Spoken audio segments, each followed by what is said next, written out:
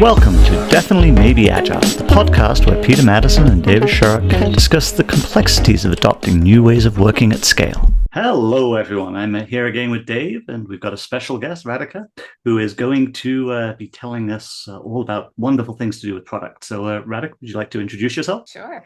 I'm Radhika Dutt. My background is that I started off as an engineer doing electrical engineering, and I was in the startup world and then worked in all sorts of industries. So over the last 25 years, I guess there's one consistent thing, which is I've never held two consecutive jobs in the same industry. So I've worked in telecom, broadcast, media and entertainment, robotics, even wine. Oh, in the maritime industry. It's everywhere, right? And I remember a recruiter even once said to me, you should consider focusing. Highly overrated, I'll say. Yeah, no. Experience life. I'm assuming that means you've solved the problem in one industry, you move to the next industry, solve the problems there, move to the next one. Well, I have been part of 5 acquisitions, so hopefully that's a good thing. Yeah. So 5 acquisitions, these were either small companies, sometimes larger ones in various spaces. And a lot of them were for the product that I built. So hopefully, yes, that is sort of what I always aspire to, getting enough of an understanding of a market so that we can build products that truly can address the needs of that market. My first book, by the way, was Radical Product Thinking, because all of this sounds great, but in reality, it was packed with a lot of hard lessons. Yeah. Lots of mistakes along the way. I caught a lot of what I would call now, in retrospect, product diseases. And I'm happy to share examples of all of these hard lessons and product diseases that I'd caught along the way. But Radical Product Thinking is the book that I wrote that talks about how do we build transformative products while avoiding those product diseases that are just so common. And I talk about it as product diseases because we really should talk openly about them because they're so ubiquitous. Yeah. So I'll pause there. That's my background. Well, sure. It's a fascinating background and the breadth is quite impressive. So when you talk about product diseases, do you want to give our audience an example of what sort of things you're referring to? Yeah, I'll start with the first startup that I had, which we started right out of our dorm rooms at MIT. You know, we had this grand vision that we are going to revolutionize wireless. That was our vision, right? And if you ask me 25 years later what that meant, I still don't know. We had caught the disease I call hero syndrome. Our focus was just on being big. On scaling. We measured success by the VC funding that we had raised. Right. And you know, the thing is, like, this was 25 years ago, but it all still sounds very familiar, doesn't it? Yeah, Well, you feel that. and what I'm intrigued about there is that you're talking about product, you're talking about success around a product, and yet the VC funding doesn't necessarily tie directly to that success, right? So there's an element of storytelling that comes with that, I assume, as well. Yeah, very much so. If anything, I actually think the VC business model sort of leads you astray very often. And there's a really interesting book about that came out recently, and I'll find the name later. But I think one of the lessons also about product diseases was from this VC model where, you know, they want you to go big or go home, because the VC model is, I want to invest in 10 companies. I just need one of those to be successful. The rest all, I want them to die out quickly because I don't want to invest more in middling companies, right? But that same model isn't necessarily good for an entrepreneur. And so I think a lot of these diseases come from also this idea that, just keep pivoting till you find product market fit. And by the way, that leads to the second disease I talk about. It's called pivotitis. Yeah, and it's an interesting one because there's a lot of terminology. It's almost like the word salad that comes through where so we spend a lot of time working with well-established, like large Fortune 100, Fortune 500 companies. They don't tend to have a need to pivot all the time, but they love the language Mm. because it allows them to say, well, I haven't thought this one through, but I'm going to go over here this time. And so you now have this continuous change of direction when actually they should be, hopefully, in a pretty stable trajectory as they're exploring what they need to do. I don't know if you see difference. Is that a different disease or? No, that's a very, very relevant thing that I keep seeing as well, because I've seen pivotitis very often in larger companies too, being, I mean, just as prevalent. And the reason is that very often in larger companies, pivotitis can look like a pivot every sprint practically, because you're catering to whichever customer is screaming the loudest that particular sprint.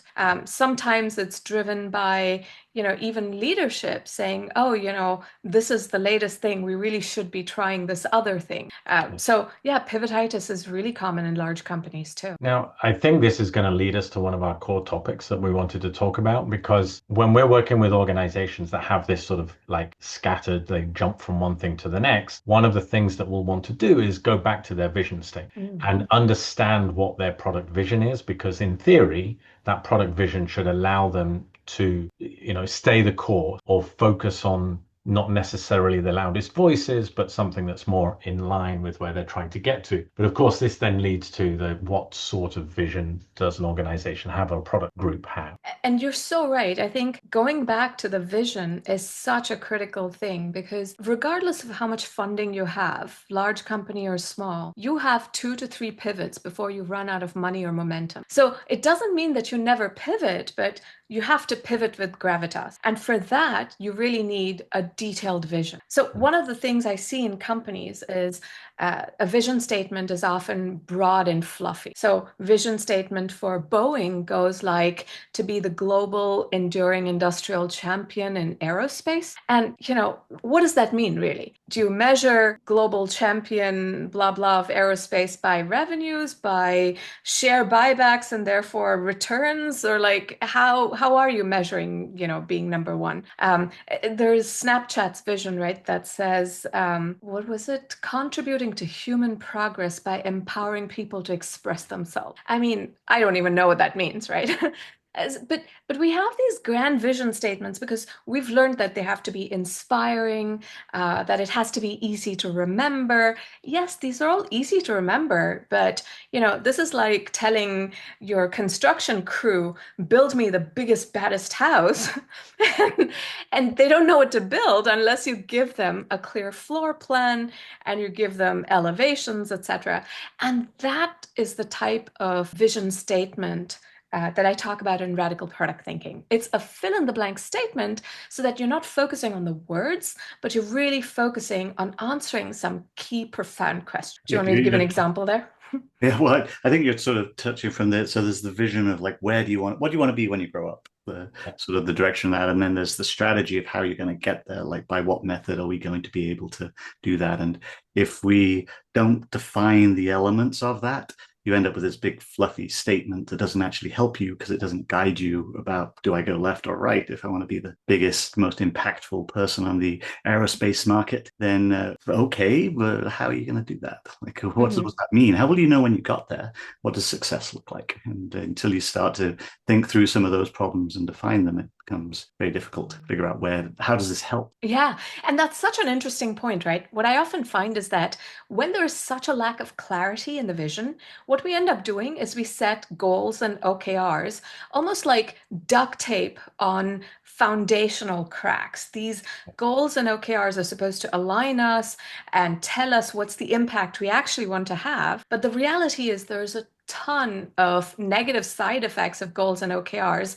And what you really needed in the first place was a detailed vision statement that talked about what is the problem you're trying to solve, how you're going to solve that, etc. But we just put duct tape on that. Yeah. And it's almost so many times, at least in our experience or my experiences, you end up finding vision statements that are hypothesizing where the revenue is going to come from. Our customers will love this, so we've got to give them this functionality. And I always kind of go back to things like design thinking and that whole understanding of what's the customer's pain points, problems, why are they going to ship? Why are they going to use your product? And really understanding that and incorporating that into the vision statement, because that should be the kind of core of what you're trying to build if you understand that customer problem. Yeah, I Yeah. always love the ones where they pick sort of, we're going to make this amount of money in this marketplace that we've never been in before with this, and we don't even have a product to sell in it, and we don't know what the customers in that market want. But we're going to make this amount of money there. Yeah, exactly. It's exactly it. It's like showing the rendering of a house. Go build me this. And you still don't know kind of, what do I do? What do the insides look like? Can you talk a little bit? Because there's a point where a vision needs room for us to explore what's being built and have room to kind of change direction a little bit as we learn more. And you're also talking about blueprints and plans, which are quite definite and fixed and something that effectively we now need to go and build, but there's little room for adjustment there. How do you address that sort of need for uncertainty or need for rooms for things to emerge, along with something which is concrete that teams can get behind and build? Yeah. So the answer to that is we have to write a detailed vision statement and treat it as a hypothesis. It's your best guess at a given time when you're building this, right? And as you execute on this vision, you have to look back on this, especially if it's not a mature market. You might discover new things, and where you were right or where you were wrong in this vision statement practically every month, maybe every quarter, maybe every 6 months. But you revisit this vision statement and you point to, here's where we were right and here's where we were wrong, and here's what we need to do instead, right? So unlike a blueprint, at this part, I really agree. Maybe that's not the best analogy of a blueprint, because you're allowed to change your vision. And I think that's a really important point. In fact, if anything, you should be revisiting it every 6 months to say, is this still valid? And how does it need to change if it does? I kind of love that idea, because then you don't need to kind of map all the way to a significant, far away vision. You can sort of navigate through. There's some natural steps. I need to prove this works, so I'm going to go chase that down and make sure that's working. Once we've got that, then there's a natural stage as we go to that next level. So that fits in. So, I mean, we talk all the time about incremental delivery, about taking sort of steps and reevaluating, taking another step, reevaluating. And yet so many times, if you've got that vision locked in and it's on it, painted on the walls of the organization, and it's on, we've invested a whole bunch and it's within the brand, well, that's not getting adjusted and changed and evolved as we learn more. See, exactly. I agree with that. And that's why the radical vision statement is a fill in the blanks statement, so that you don't fall in love with your own words, that it is okay to change it. In fact, you don't have this ownership of this vision feeling like, oh my gosh, I spent so much in crafting this vision, I'm going to frame this. If anything, it's more like, you look back and you go like, now that 6 months have passed, I see where I was wrong. Like, it should just be glaringly obvious to you. Like, that's really what you want in this vision. And the other thing is, you never want someone to repeat your vision in your words. You really want them to say it in their own words. Yeah. And then you know that they've internalized it, because that's the point of it. Like, it shouldn't be something that's memorized.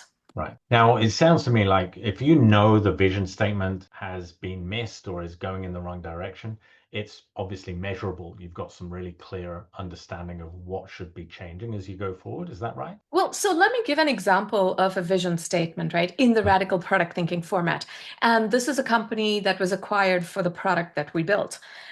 So the vision would read as follows. Today, when sales teams for TV advertising, when they want to create quotes for TV ad sales and offer numbers in terms of audience segments and which programs will reach those audience segments, they have to look up data from a bunch of different data providers. And it's a swivel chair approach where you log into one, then log into another, etc. And creating such a quote takes ages. This is unacceptable because TV advertising is really falling behind digital advertising. All of this is automated, and TV advertising is going to die as a result if we don't change things. We envision a world where there's a single interface that gives you access to several data platforms, and accessing all of this is really seamless and easy, and it allows you to plan your entire TV campaigns really easily. We're bringing about this world through a data product that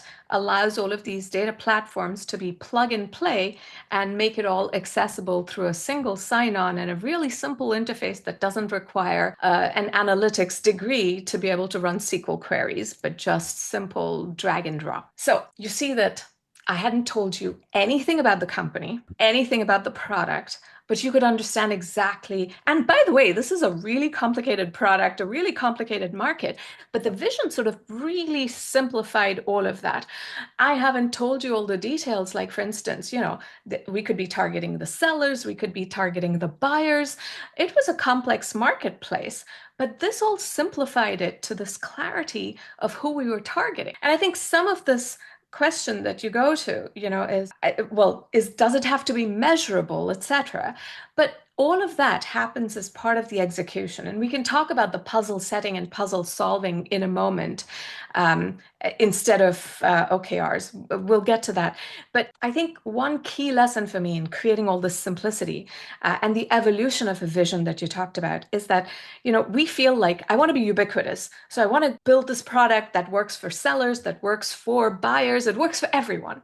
But the reality is, one lesson I learned from my publicist in Radical Product Thinking is don't say you want to sell to everyone. Say that, talk about who has the most urgent need for your product, right? And then once you conquer that market, then you go after the next. And that's your vision evolution. I was going to let Peter jump in there. I feel like I've dominated a lot of the conversation so far. Oh no, I thought I think that's a great way of putting it together. That your definition there encompasses a lot of what gets missed when it gets boiled down. I've seen organizations, to your point, spend months and months of very expensive senior executives locked up in a room to come up with the ultimate vision statement, and they distill it down to absolutely meaningless collections of words, which are so generic because it's trying to satisfy everybody that it means nothing to anybody and doesn't help in any way, shape, or form. And nobody's happy at that point because nobody got what they needed out of it. But as you say, if you can start to articulate and form what is it that we're actually trying to do, who are we trying to serve as we put this together, what does all of this look like, then it becomes a much clearer articulation and it becomes a much more valuable thing to have. One of the pieces I often challenge clients with is around, well, are you going to be able to make a decision based on this?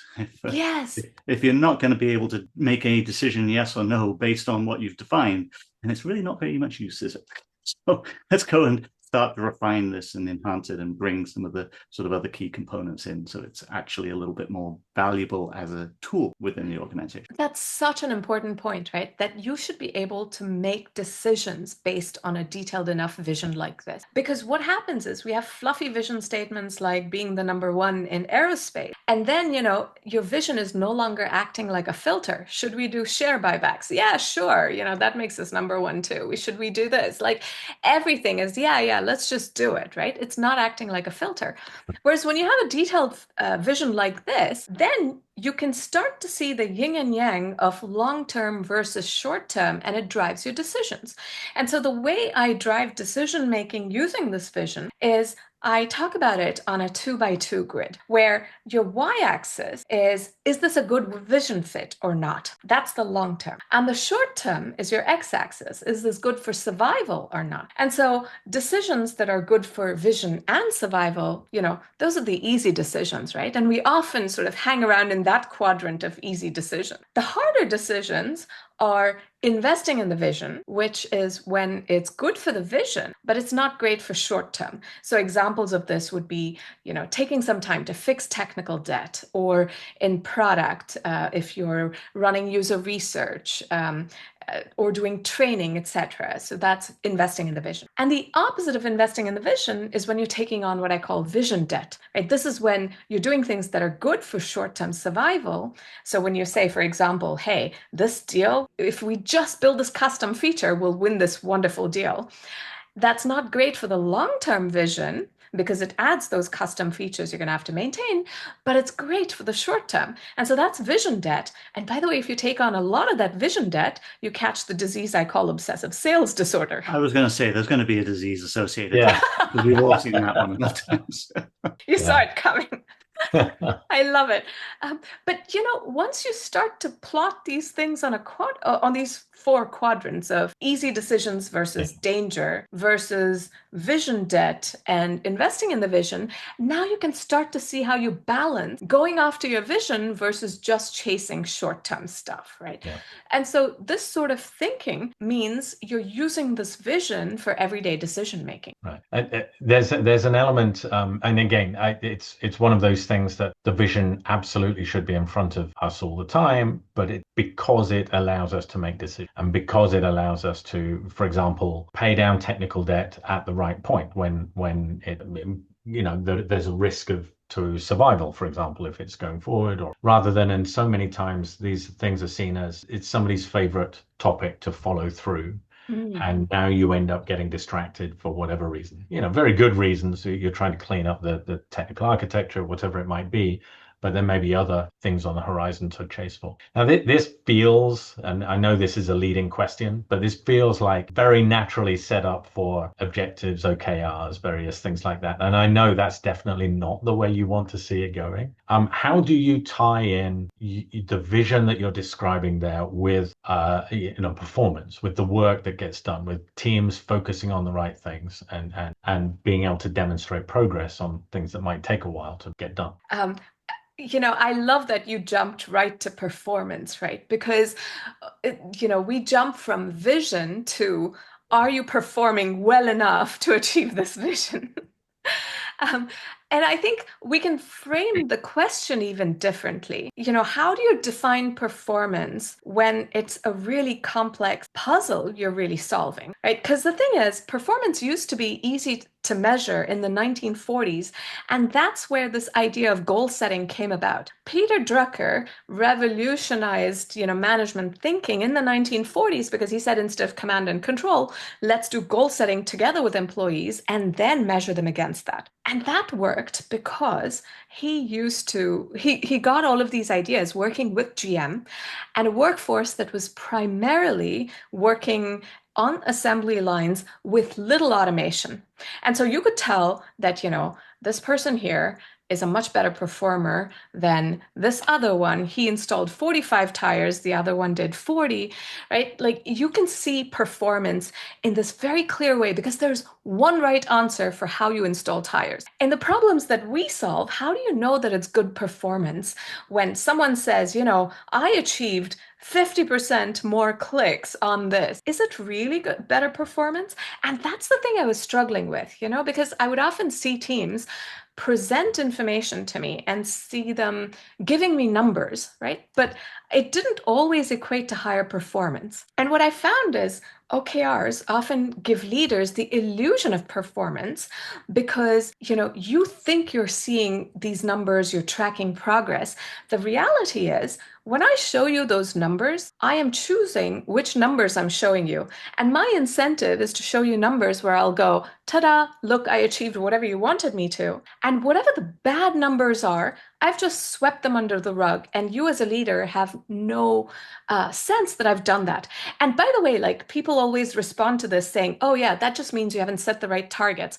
Well, you can set whatever targets I want, whatever you want. And, there will always be gaming of it. In fact, there are laws known for this. Yeah. There is Goodhart's law in economics that says when a measure becomes a target, it ceases to be a good measure.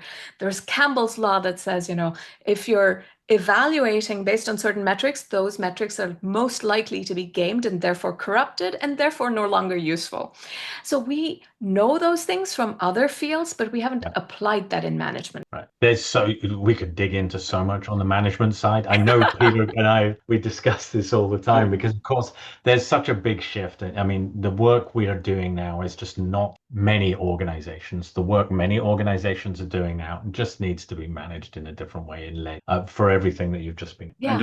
And we do quite often end up in organizations teaching them the very laws you're talking about and describing to them how to design good metrics because, yes, all metrics will be gamed. And the understanding the consequences of those metrics being gamed and what will happen then, and how do you then balance these things out, or really truly understanding a lot more about what is it I'm looking at as a consequence, the data that I'm gathering, and how am I turning that data into valuable information that I can use to make knowledgeable decisions.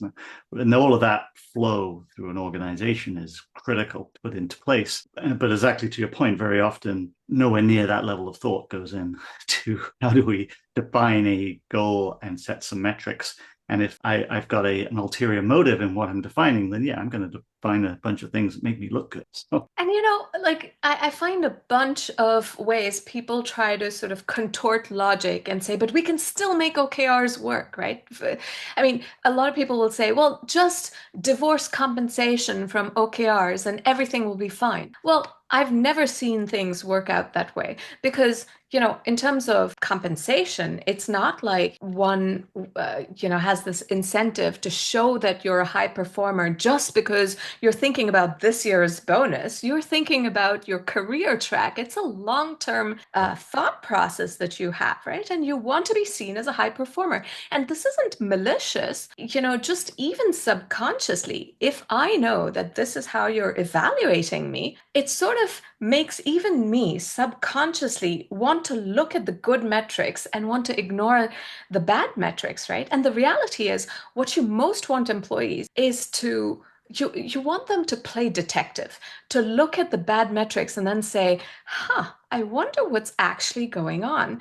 You don't want them to ignore it. There's a lot of things to think about as you're describing it. The thing that jumps to my mind is culture and an organization that the headache with so many performance measures is their pass fail. And if I do well, if I hit the performance measures, I'm considered to be successful and I progress in that organization. And yet the vision that you've outlined, the progress that you want to make with hypotheses and testing things out is not a pass fail. You actually should fail low because you're now learning. So this is one of the things that we certainly see is how do you create a culture where a metric or a measure or anything like any of those things is acceptable when we go, this idea, we've delivered against it, we did everything we could, total failure was the wrong thing for us to do, and not have that be a problematic conversation. And if it's tied to the individual's performance, which is where it runs the problem, then yes, that is going to very much happen. But that's the association of basically replacing the Drucker's MBOs with OKRs and just slotting one in for the other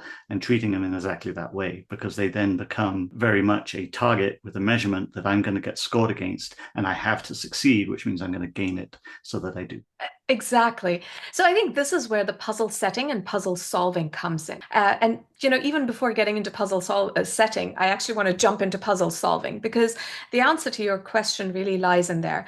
How do you create this way of thinking about failure being acceptable? I actually don't even like to talk about it as failure. And what you said about failing in really small ways is really the way to go, because even as a company, you don't want these big failures, right? So the puzzle solving template that I've developed over time in working with organizations means asking 3 questions. So it's 3 questions in this template. The first question is, how well did it work? And even in that question, by the way, you notice that it's not a binary question of did you or didn't you achieve this? It's nuanced in asking you how well did it work? And it requires defining a hypothesis and leading and lagging indicators. And this way you've actually defined what does how well and did it work mean. And so the hypothesis is where you say, if we try this experiment, then this is the outcome I'm expecting because blah, blah, right? And so in asking this first question, this triggers the left brain or the analytical thinking, where you're saying, this is the experiment, the hypothesis, leading, lagging indicators. What am I seeing? And then the next question comes in. So the second question is, what did you learn? This is where I see a lot of teams sort of spit out a bunch of stats. I start to see numbers like, okay, there's a number of weekly active users, time spent on site, bounce rate, blah, blah, blah. And I have to stop my team and say, no. We're not going to just list stats for me. You have to play detective. look at various numbers, figure out what you're learning, like what is actually happening, and tell me the story. Like, tell me the narrative behind it. And to tell me the story, by the way, they're going to have to do a lot of digging and figuring this out. But what I want is the narrative. And that triggers the creative part of the brain. And then comes the final question, which is really the light bulb moment that I find. And that question is, based on how well it went and what you've learned, if I were to give you a magic wand, what would you ask for? Right? And that last question brings so much clarity. I just love to see the answer that people come up with on that, right? Because all of a sudden they have reflected and then they have conviction in their decisions and they make better decisions in answering that last question. And so this is what we want to see. And as a leader, like when you start to see and when you yourself start to present information in this format, it's not so much failure that you're normalizing, but it's learnings that you're really normalizing, this process of learning. And you're creating space for learning and sort of rituals for learning. And you hopefully learn in small chunks so that, you don't have one big bang project and then you say, oh, here's the list of failures and what all we learned from it. I really like that as a model. I mean, you're stringing together a lot of what I would call core coaching questions together into a way of building and encouraging that learning as a part of how you start to look at what is it we're trying to achieve. What did we learn from this? If I could wave a magic wand, what would be the one thing I'd fix? I've been asking that question a lot this week, actually, to various people. But I think that's a really good way, I think, of drawing out a lot of what we're actually trying to get from going through these exercises of setting an objective, figuring out how we're going to measure it. But what we're really looking for is, what did we learn? Like, what are we going to do next? What do we want to learn next? Like, what might we try to learn the next thing we need to know? And that's how, I mean, it takes you back to Sengi and talking about learning organizations. So. Well, I mean, can I maybe drill in a bit deeper? Because again, one of the things I see so many times is there's you describe the kind of puzzle outcomes. One of the things is the difficulty we often see, or I've certainly experienced, is well-formed hypotheses or experiments. Mm-hmm. It's very easy to get confused with any sort of an uptick being a positive result. And I remember one of the things, and this really drove it home in one of the startups I used to work in, and we saw over a couple of years continuous growth in subscriber growth. And I mean, everything looked great whenever you looked at this curve. And after a few years, we eventually figured out to remove the growth of the market, and then everything just went flat. And it looked like nothing had been going on because, of course, yes, if the market's growing, then your subscriber growth is growing, which is wonderful. But that doesn't mean you're growing ahead of the market itself. And that just defining a hypothesis, an experiment, or a problem and how to solve it is really difficult to do. I mean, we've all tried it and failed as many times as we've tried it and succeeded. How do you guide people to create really strong, sort of defensible, well-articulated experiments or hypotheses? That is such a great question. And I think the answer to this lies in the depth of our understanding of the problem, right? I think unless you have a deep enough understanding of what problem you're solving for, like in the product space, right? Unless we have a deep enough understanding of the user persona, like you've really understood their workflow, what they're trying to accomplish, where are they struggling. If you're able to put yourself in their shoes well enough because you've truly observed them, etc., then you know what you want to design as functionality in terms of the solution to the problem that you observe. And so following from there, like if you have really thought through what that solution looks like, then you have a sense of how are you going to measure it. What I find happens is when the first two aren't clear enough and we try to write a hypothesis and an experiment, it doesn't work well. Right. And very often, I think when you're struggling to write a hypothesis, when you don't know what would I measure really, you kind of have to go back to the first two problems. And it's an indicator that you need to really get to the heart of what is the problem you're solving for and how well have you understood the solution? Like, have you tested your solution, even in terms of just user testing using prototypes, clickable prototypes, whatever else, so that when you write a hypothesis and an experiment, you really know kind of what you're testing for. Thank you. I like that. I think we're at time now, maybe even a little over. It's been such a great conversation. And so thank you very much, Radhika. So at this point in our conversation for our listeners, we typically ask for sort of three things. And so they basically one point from each of us from the conversation that we thought was a highlight of the conversation. I'll let you go first, Radhika. What would you like the audience to take away from this conversation today? This last point that you made, Dave, it really made me think about how do you write good hypotheses and leading and lagging indicators. I think it was an aha moment for me and something that I want to write about in the book as well, because I think it is a hard problem writing good hypotheses. And so thank you for that highlight. Awesome. Dave? Here's one of the things that is spinning around in my head after this conversation and I think this is touched on in so many different ways, from the vision statement, when you're clearly describing or articulating something where the understanding of the customer and the customer's pain points is very vividly described, right through to what we were just closing out now, which is needing to know how customers behave and where things work well for them and where they don't. And that takeaway for me is just how much closer many organizations and product teams need to be to their target customer to really understand what's going on and therefore be able to talk about hypotheses and vision products which really resonate with the customer. Awesome. I think for me, I really liked your articulation of decision making with the vision. Like, is the vision actually going to be able to make decisions? And is this decision one that I'm making for survivability versus the direction I'm actually ultimately trying to go in? I quite like that as a way of articulating that concept to people. So thank you very much, all. It's been a great conversation. I really enjoyed it. And I look forward to many more, as always. And thank you again. Yeah. Thank you so much for having me. This was just such a pleasure and so insightful. Thank you.